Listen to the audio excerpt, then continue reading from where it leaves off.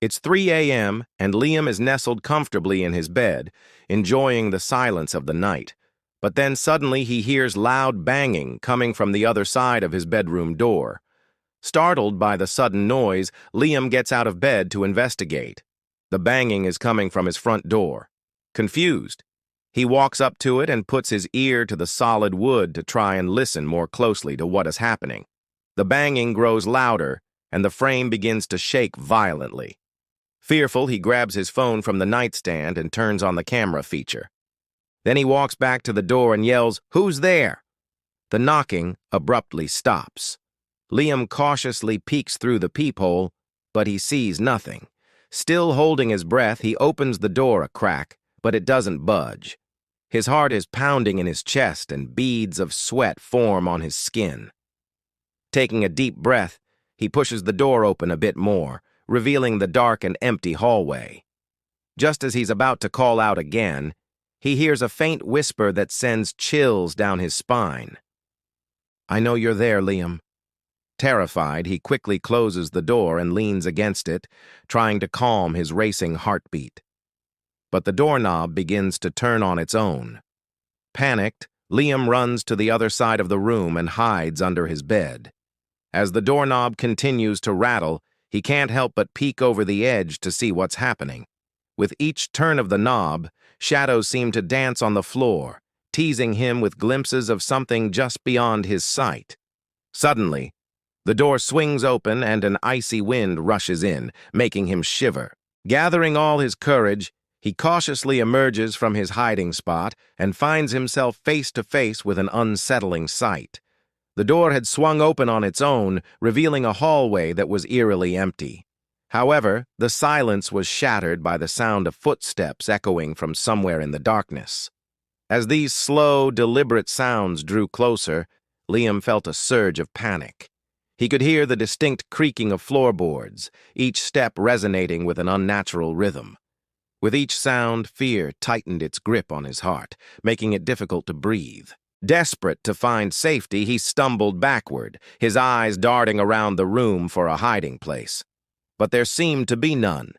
He found himself trapped in a terrifying game of hide and seek with an unseen presence that stalked him through the darkened halls. Then, as suddenly as they started, the footsteps stopped.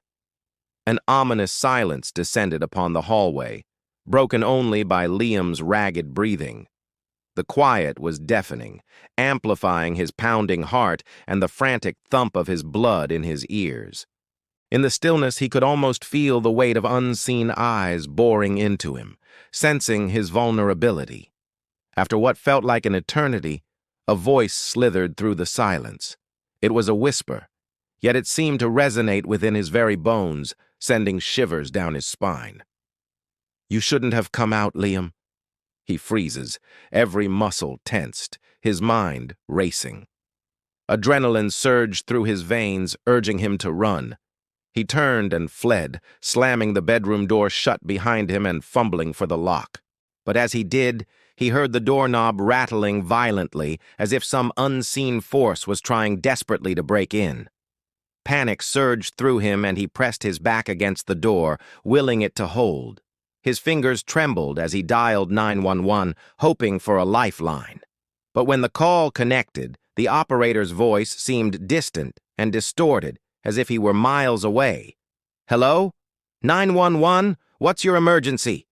The voice snapped him out of his panic.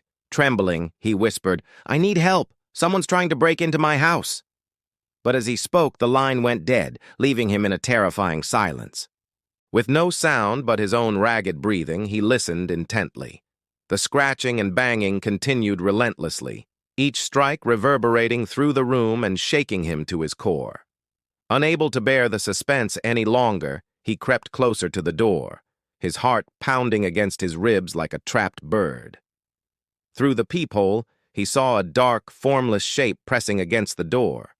Whatever was on the other side seemed to sense his gaze and abruptly retreated. Liam took a shaky breath and tried to calm his racing heart. But before he could regain his composure, the door handle began to turn slowly. Terror gripped him as the door creaked open, revealing a gaping blackness beyond.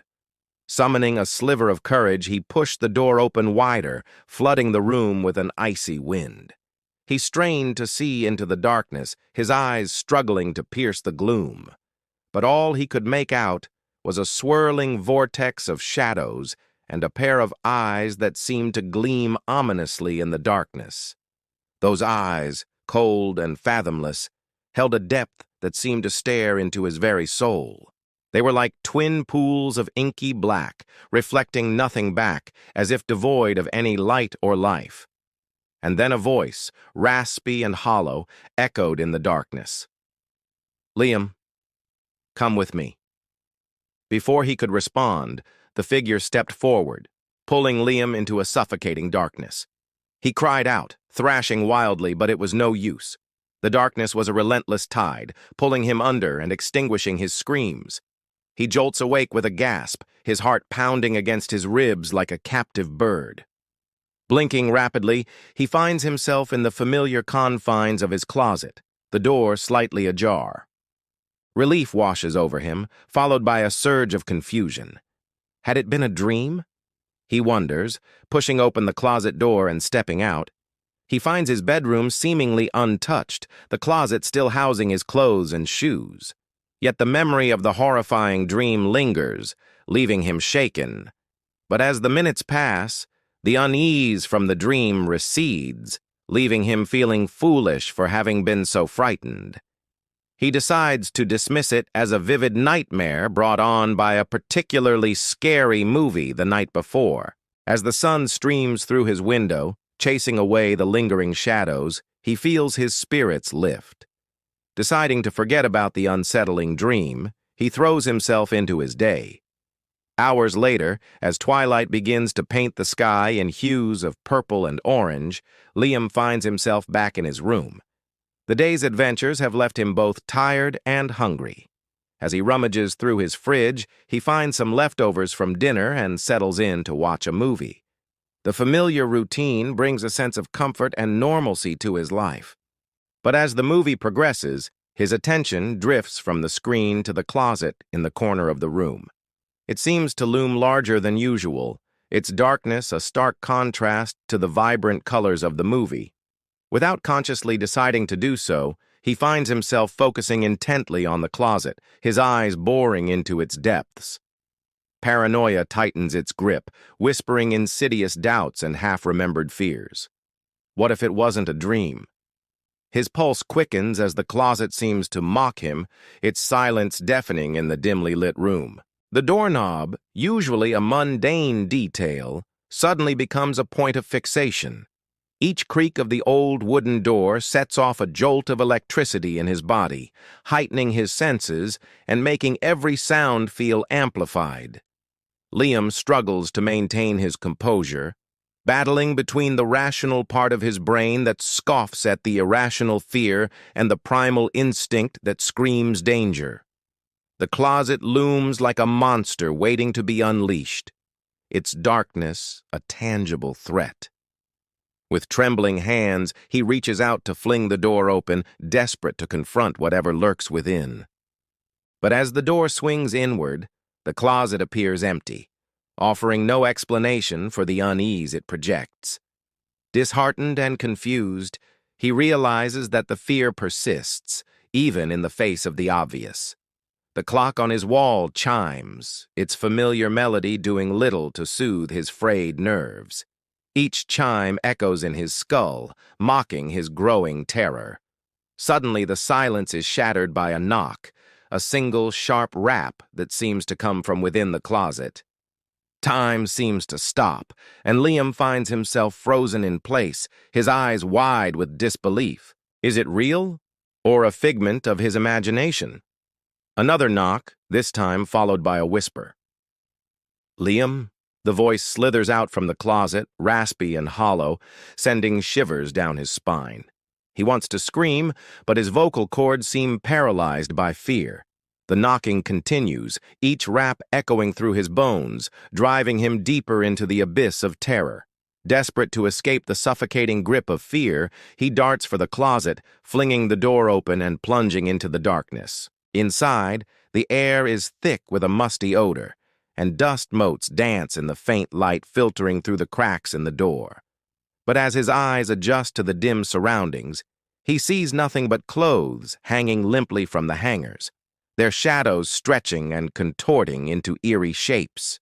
The closet, once a source of comfort and familiarity, has become a labyrinth of fear and uncertainty. His hand trembles as he reaches out to touch a shirt, the fabric feeling unnaturally cold beneath his fingers. The doorknob, now a symbol of dread, glistens faintly in the gloom, and Liam's reflection stares back at him with wide, terrified eyes. Trapped in a maze of his own terror, he realizes that the closet has become his prison, and the door, once a portal to safety, is now a barrier to freedom.